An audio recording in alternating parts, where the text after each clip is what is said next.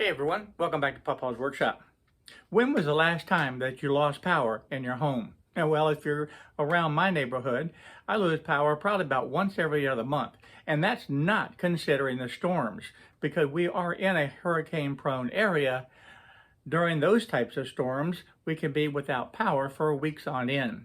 So you need to be able to have reliable backup power. Now this unit right here, the ALLPOWERS, now this is a 1500 watt power station. This works really well. It can actually keep the lights on, it can charge your phones, and it can do so much more.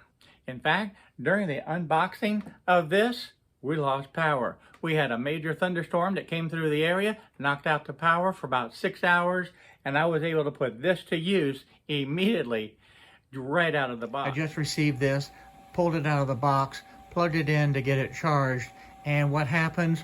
We lose power.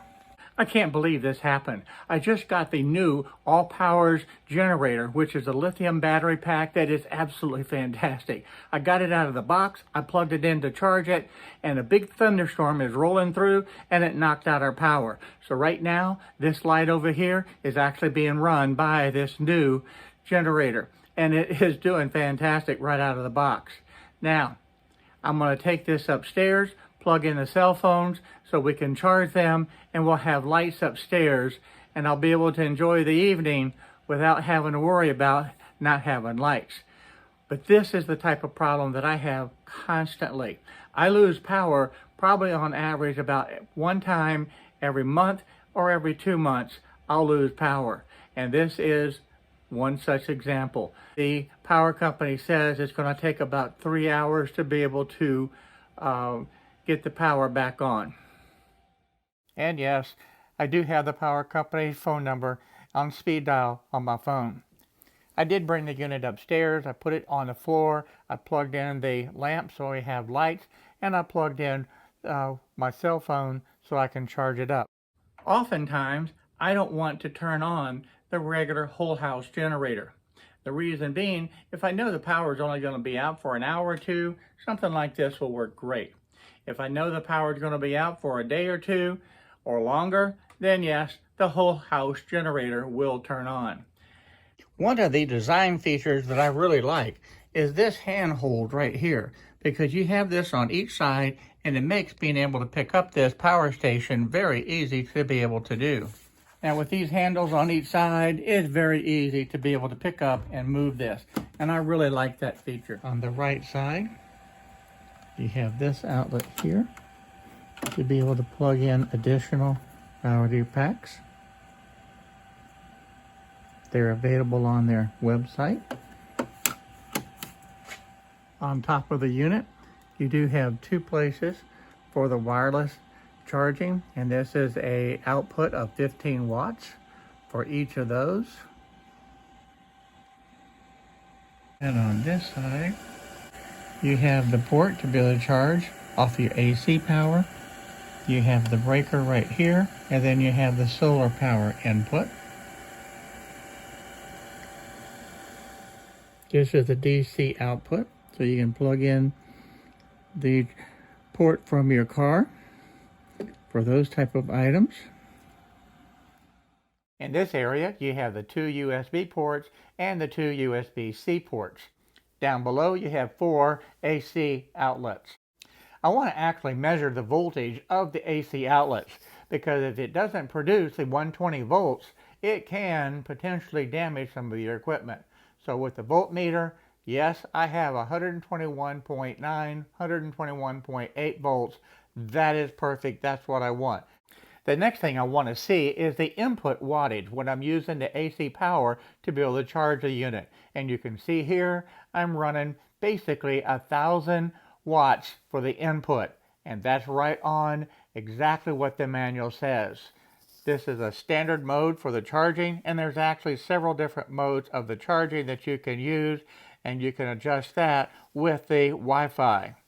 So this is a perfect setting, and right here in the manual you can see a fast mode at 1500 watts, the standard mode which is 1000 watts, and then you have a mute mode at 400 watts. And this is a self-adjusting technology that's available, and you can control this using your phone and the Bluetooth connection.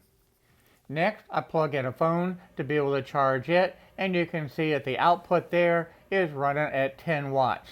Now I am charging the unit at the same time, and this is down into the mute mode, but I'm still getting 10 watt output for being able to charge the phones. The next thing I want to look at is the Wi-Fi. Right down here on the left side under the DC output, you have the on and off switch. To activate the Wi-Fi connection, just hold this down 3 seconds, and you'll see right here, you get the Wi-Fi indication. So that is now on. So all you need to do is just connect it to your phone, and you'll be able to use the Wi-Fi to control this device through your phone. In the manual itself, you have the QR code, so that depending on what type of device you have, you scan the appropriate code. It'll bring you up to the app to be able to download. I have the Apple product, so when I look at the App Store, this is the site that you go to. Just simply download it, and then you have all of the controls available to you. And you can see right here, the APR1500, this is the version 2.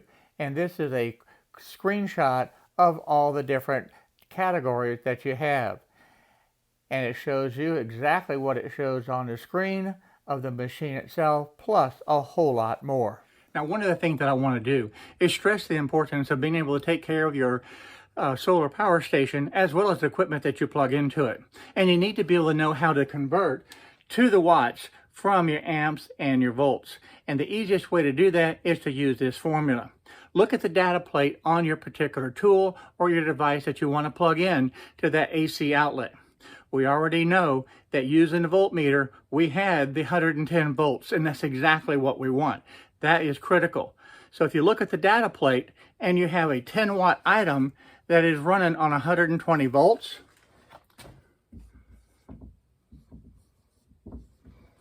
so you have your 10 amps times your 120 volts.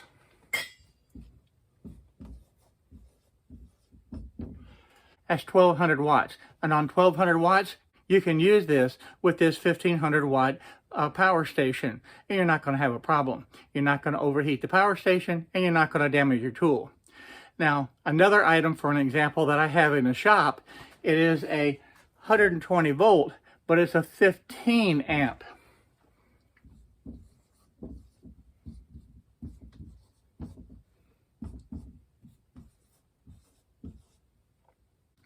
This would not work. Now on this particular tool, with 120 volts and 15 amps, that would mean you would have 1800 watts. And 1800 watts would exceed the capacity of this particular power station. So I could not use that particular tool. So this is a very easy way to be able to determine if your power station unit can handle whatever piece of equipment that you want to use. A lot of the newer tools that I have will actually show the watts, in addition to the amps and the voltage. But in the older tools, it does not show the watts. You need to be able to convert it. And this is an easy way to be able to do that. Please do not overload your power station, and make sure that the tools that you're running have the capacity to be able to run on your power station. For an example, on my refrigerator, I looked at that, and my refrigerator in my home only runs on 379 watts. That's actually amazing, which means I can actually plug in this power station to my refrigerator if I need to, and be able to run it just fine without having to worry about damaging the refrigerator or damaging the power station itself. Now, if you like to do camping, this is a perfect unit to be able to throw into the back of the car, take with you, and be able to have power. So that way you can keep your cell phone charged and any type of small appliance that you need. This is going to take care of it. And with the solar panels that's added to this, it makes it where you can actually recharge this unit. It's late in the afternoon and the sun is far from being overhead. And this is the only spot in my yard that actually has sun right now. So I went ahead and set up the solar panels just to see how it's going to work. So in a matter of just a very few minutes, we're now completely under the cloud cover. And if you look up here, we have a nice little rain cloud that's getting right on top of us. But like I said, the sun is coming in and out, and that definitely affects the charging. And you can also see the shadows from the trees that's shining right onto those solar panels. Now, even with the sun as low as it is in the sky in late afternoon, we're still charging at about 100 watts of power. And that's really not bad considering the time of day and how much shade there is and cloud cover. So even though the power station itself can handle an input of 650 watts using the solar power, this solar panel is a 200 watt solar panel. Now the nice thing about this, it does fold up and it's very easy to be able to transport. The other really nice feature about this solar panel, it does have connections that you can connect your laptop, phone, and other devices directly to it. So any device that has from 5 to 12 volt DC, you should be able to run with the solar panel itself. You don't need to have the power station.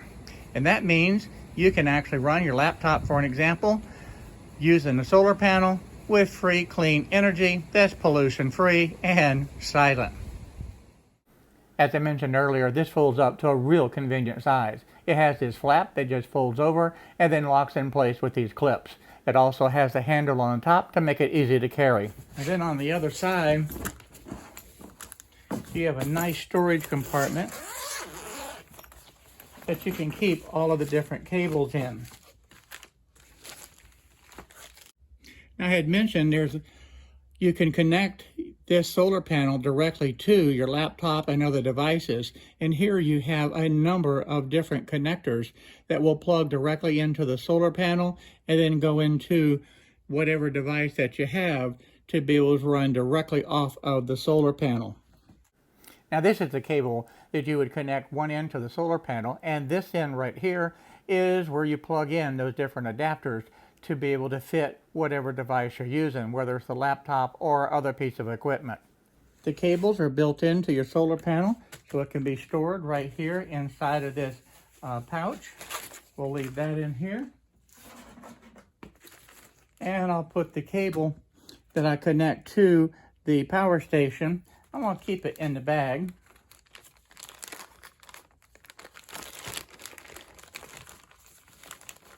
And then we can just fold everything up and zip it. And now we're ready to be able to go anywhere. In the description below, I have a discount code that will allow you to be able to get 10% off of this power station as well as the solar panel. I encourage you to check out this company and be able to take a look at it. This is not the most expensive unit that's on the market, but I have found that it works very, very well for my needs, and I'm definitely going to keep it on the shelf, ready to use anytime that I have a power outage. And it's on a low shelf because I have a power outage a lot. Now, a lot of people will talk about the dangers of losing the whole entire power grid and those type of things. Well, I'm not here to be able to do the conspiracy theories, and I'm not here to be able to create fear mongering. What I am saying is that at least in my area, I lose the power a lot. These solar power stations really do help out. The other thing that's really nice is also because I live in a hurricane area, being able to grab one of these and be able to plug in the lights, keep the cell phone charged, is very important. In addition to that, if we do have to leave the area because of a hurricane, this power station will be coming with me, because you never know what type of situation that you're going to run into in your travels to safety to get away from that hurricane. So I hope that you enjoyed this video today. I hope you was able to learn something. And if nothing else, I hope I was able to get you to think about safety, about emergency situations, and the need to be able to have a solar-powered station.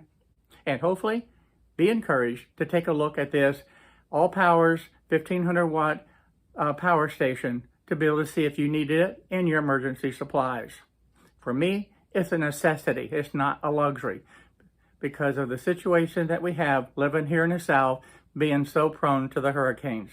So I hope that you enjoyed this video today. And if you did, by all means, give me a thumbs up, hit the subscribe button, and I can't wait to see you in the next video on whatever project that I'm working on. So for now, bye-bye everyone.